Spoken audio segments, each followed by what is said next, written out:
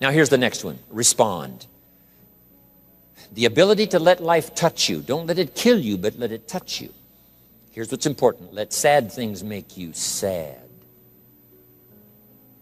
Because we need to understand the depths of sadness so we can understand the incredible ecstasy of joy. You can't know the highs without the lows. You can't dismiss all the things that need to burden your heart and your soul. The drama of Jesus' life, there were two words that were so important. Here they are. It said he was touched, and it said he was moved. I'm asking you to jot down those words. You've got to learn to be touched and to be moved. Part of it is to be moved out of complacency, to be moved out of just drifting. But it's also to be moved by the story, to be moved by what happened, and to be touched by someone's dilemma, and to be touched by someone's problem. Respond. I've learned how to do that. I'm the best guy in the world to take to the movies. I really get into it. I want to be taken on a journey. Make me laugh, make me cry. Take me high, take me low. Shake me over hell, but don't leave me unmoved.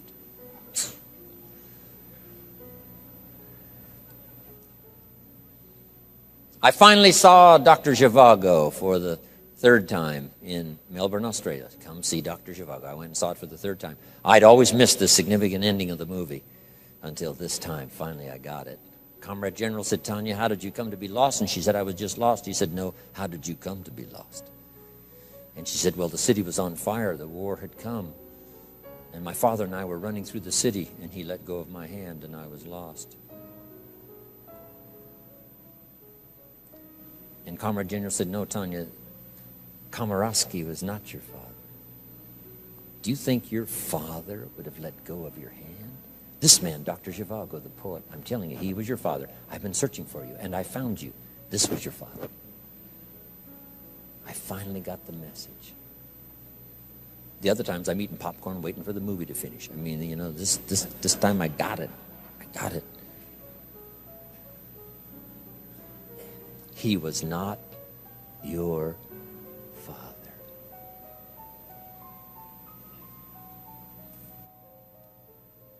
If my father would have been with me, would he have let go of my hand? No. Would he have died first? Yes. So you got to let the drama, you got to let the emotional drama affect you, because here's what it does. It fills up your emotional bank so that when you get ready to talk, we're going to discuss later on today, you draw not only from language, but from emotion. And the mixture of both language and emotion is some of the most powerful force in the world. So let yourself be affected. Let yourself be touched. Let the positive make you positive. Let the sad make you sad. Let the joyful make you joyful. Let the songs ring in your head. But also let the minor key, let the sadness affect you so that you'll be a well-rounded person when you deal with the marketplace, your children and everyone else. Key. Now, here's the other three. First, learn to absorb everything around you. Take it all in. Don't miss anything. Next, respond. Let life touch you. Here's number three. We just briefly touched on it. Reflect. Reflect means to go back over and experience. If you've been through something, when it's over, just sit down and think about it again. You say, well, some things are tough to relive. I know, but if you'll go through a bit of the emotional drama again, it'll drive that experience so deep in your consciousness it'll never go away. Now, this is not to drag you back into the past. This is not to drag you down into the sadness that if that was all there was to life, it would overwhelm us all. It's not to do that, but it's to make you a richer person in terms of the full spectrum of emotional content. It's to make you a whole person to better understand someone else's dilemma if you let the dilemma of certain things affect you as much as it can. Reflect back and let the thought of it, put your head between your legs as you ponder, wow.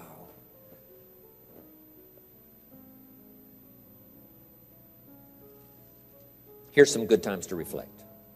One, at the end of the day. Take a few minutes at the end of the day. So you lock that day into your consciousness to serve you well the rest of your life. Here's a good phrase. Each day is a piece of the mosaic of our life. When you get ready to talk about your past, you don't want any of these pieces to be missing if you can help it. Bill Bailey was entertaining us with some stories last night. He knows the names. He knows the date. He said it was raining. It was a cloudy morning. I could see the storm coming from the east. See, that's so powerful. How old? How young? Who? What were they wearing? Who else would remember? Special people remember the drama. They reflect until it becomes part of them. You read a book and then you reflect on the book. Bill Bailey's unique because he can read a 300-page book in about 45 minutes. And then he can tell you about this book and make it more fantastic than if you read it yourself. So I just follow him around and don't have to read so much. Incredible. Reflect. At the end of the week, jot down, take a few hours. Hey, a week is such a piece of your life. You traded labor for a paycheck. You traded a piece of your life for getting paid and compensated. And all of the other drama of the things that happen to you, social, personal, spiritual, physical. A week is worth pondering. Take an hour, go back over your notes and go back over your day timer and go back over everything and say, where have I been and what did I do and who did I see and what did they say and how did it feel? At the end of the month, take half a day. At the end of the month. At the end of the week, a year, take a weekend. Time to reflect. Maybe this is what was meant when the advice was given. Here it is in Scripture. Every once in a while, you should go into your closet. It's an interesting word, closet. I don't know if it's a closet like we have today, but what I think it means is a place away. Go into your closet, away. And then it said something interesting. When you get in there, shut the door. Shut the door. Not necessarily a physical door to shut yourself in, but to shut everything out. To shut everything out for a while. And just in there, in that place of solitude. For all of my public life, traveling all around the world, you know, from hotels and limousines and all the rest of the busy life I live, guess what I seek? Solitude. The time alone, part of it up at the farm for me, making wine and growing crops is part of it. But some of that's sort of just like a diversion, doing something else versus, you know, traveling and lecturing. But sometimes I have to get alone. All alone on the side of the river, bank of the river. I've got a dirt bike. I ride the Jeep trails up at Clear Lake in California, where there's no stop signs, where life is simple and easy. Listen to the birds and watch the chipmunks. Away, away. And when you get into your closet, it says, shut the door, and there you think about your life and think about your marriage and think about your friends. Think about the past and think about the future. What could you do now once you come out of the closet? A place away. Solitude. Jot this down. Some answers you must come up with all by yourself, and some solutions you must come up with alone. Some decisions, you know, your wife can help, and your husband can help, and the family can help, and people around you can help, and friends can help, and you can get input from everywhere. And finally, when it comes down to the final decision, some of that you have to do all alone. They say the presidency of the United States is a lonely job. The general of the army, many times that's a lonely job. Sending people into battle, knowing some are going to lose their lives, that's a lonely job. Making those lonely decisions that's going to affect so many. But whether it affects your life personally or someone else, you got to take some of this time and get used to the time to be alone, to make those decisions and think things over. Okay. Reflecting. Here's what it does. Helps you to gather up the past and invest it in the future.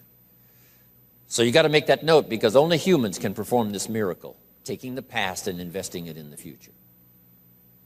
Dogs can't do it, and animals can't do it. Fish can't do it. Snakes can't do it. Only humans can do it.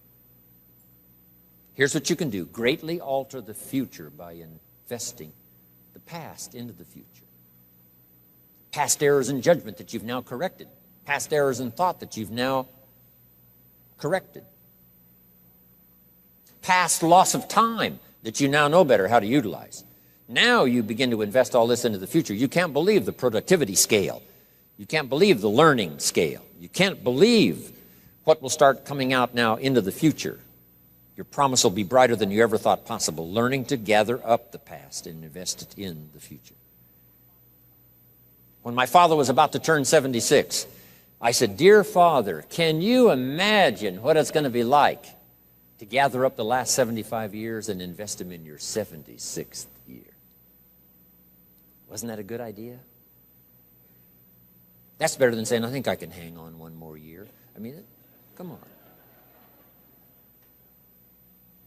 Gathering up the past and investing it in the future. Jot this down. The past is currency. We sometimes use this expression, this person has a wealth of experience. Is experience wealth? And the answer is yes, it's wealth. The past becomes currency, coin, commodity, available now from lessons learned, from emotions gathered, from things not missed, from colors and sights and sounds and highs and lows, and progress and deceleration. All of that combined now, put into the next few weeks, the next few months, the next year. You can imagine the accelerated progress that comes from learning to do this exercise. It's very important. Now here's number 4. We absorb, we respond, we reflect. Number 4, now we must act. We must now put all of the learning and the emotional content into activity. Why? Without that, reality eludes us. It cannot be created. You can't create a career unless you do these 4 steps. Absorb what you can, learn all you can, respond to it and let it affect you. Let the emotional part of it drive you. Set your goals, let it touch you. Reflect until it becomes real, possible. Then act on it and do it. Activity is the vessel in which we pour the drama of our life so that it performs the miracle of creating reality. For you now to act on what you've heard, felt, thought, seen, the people you've met and all of it, now put it into action. Put it into a health plan that won't quit. Put it into a health plan that'll give you a unique physical support system. Put it into a career plan. Put it into a relationship plan. Act upon it and you can create a masterpiece. Michelangelo was a genius, but it was not his genius that created the masterpiece. But his genius was so strong and his belief in it was so powerful that he picked up the chisel and the hammer. So I want you to just make that an analogy now in your notes. You must now finally pick up the chisel and the hammer. After you've taken the classes and after you've absorbed and after you've thought and after you've wondered and after you've set goals and after you've come to a conclusion about your promise and your future, now you must pick up the chisel and the hammer. And it's the chisel and the hammer and the sweat and the muscle. And the chisel and the hammer and the sweat and the muscle that builds a career. Otherwise, the rest of all of this serves no purpose. Why absorb and why respond and why reflect and why gather up the promise of the future? There is no purpose unless now you act. But if you act, a masterpiece of a career is waiting for you. A masterpiece of a good marriage is waiting for you. A masterpiece of a fortune is waiting for you. What you're going to do with it and where you're going to give it away, benevolence and all the rest. Now here's the last part. The ability to share. We absorb, we respond, we reflect, we take disciplined action, start creating reality.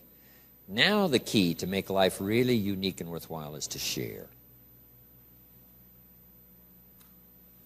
Sharing has a certain unique magic of its own. Here's what I learned in sharing ideas.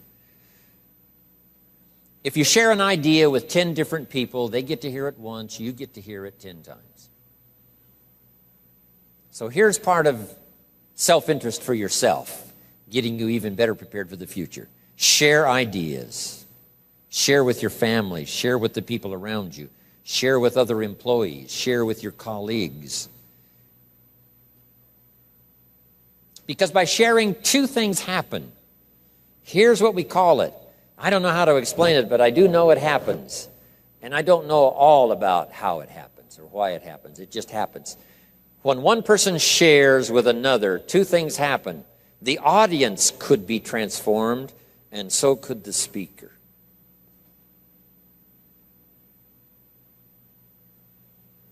If you share with someone else, they could be transformed. You may have dropped in at the right time. This may be their moment. They've got 3 numbers dialed into the lock already. And if you say it well and say it right, you'll be the 4th number that they can dial into the lock of their personal experience, and the door will come open, and there's opportunity they never saw before. The person who hears can be transformed. But here's what else is exciting. The person who speaks can be transformed. Guess what we're all looking for? Transformation for our new life, the new life tomorrow, the new life this month, the new life next year, the new life this year. The caterpillar one day says, I think I was made for more than this, crawling on the ground. So the butterfly climbs the tree, attaches himself to a leaf, and spins the cocoon. Who knows what disciplined effort it takes to spin a cocoon? But something inside the caterpillar says, I was designed for something more than being just a caterpillar. And then when the cocoon is ready and it opens up, out comes a butterfly that flies away. Maybe singing, I think I can fly. I think I can touch the sky. I used to be a caterpillar on the ground. Now I fly. I'm asking you to go through such a metamorphosis. I'm asking you often to go through a period where you say, new skills, new things are waiting for me. And part of this will come if you'll translate for other people what you feel in your heart and in your soul. As awkward as your language might be at first, don't hesitate to do it. Here's what sharing does. Makes room for more. If this glass is full of water, wow, here's my coffee. I won't take as much time as Ziegler did. Key question. If this glass is full of water, can it hold any more? If the glass is full of water, can it hold any more? And the answer is yes. Yes, if you pour some out. So jot that down. If you want more, you've got to pour out what you got. Then you have the opportunity to receive more. Now, unlike the glass that remains the same size when you pour some out, not so consciousness in human beings. Your capacity will increase the more you share. You'll get bigger and bigger and bigger. Now, why the self-interest wish to be bigger? Here's why: to hold more of the next experience. Some people can't hold much happiness because they're too small. Their thinking is too small. Their activity is too small. They're too small in their ability to share. They're just too small. Can't hold much. They're too small. But the bigger you get, the more you will receive. When happiness is poured out, you'll get more. When joy is poured out on the nation, you'll get more. When bounty is poured out from the economy, you will get more if you share what you've got and become bigger and bigger and bigger. Now, some people are not only small, they have their glass turned upside down. Hard to get anything in. But here's what you've done in coming here this weekend. You've come with an open mind, an open consciousness, ready to receive. And I promise you, we're going to pour everything we possibly can into every ounce of time we've got here to make it beneficial for you, give you not just your money's worth, but your time's worth. Now, one last part under personal development. Personal development leads to all good things because it makes you unique. Here's what my mentor said when I first met him. I'm 25 years old. I'm broke. Not destitute, but broke. Here's what he said to me. Mr. Rohn, now's the time to set a goal to become a millionaire, which back there was a pretty good leap. Age 25, that was a long time ago. He said, set a goal to become a millionaire. And he said, here's why. And I want you to jot it down. For what it will make of you to achieve it. The purpose for setting goals is self-development. The purpose for setting goals is to become the person that can achieve them. So the whole real major subject here this whole weekend is personal development, seeing what all we can become. Now jot this phrase down. Don't settle for less than you can be. I asked Mr. Schoeffel, if I get to making money, how much should I earn? He said, all you possibly can. How many books should I read? As many as you possibly can. How far should I go? As far as you possibly can. How much should I share? As much as you possibly can. In the course of my lifetime, how much should I do? You should do all you possibly can, go as far as you can, reach as high as you can, touch everybody you possibly can. I made that commitment a long time ago, and it has served me so well, and it brought me to Dallas this weekend. There's no other place I would rather be. I committed to being here. I'm glad I came. Let's take 20 minutes, everybody, for a break and then come back.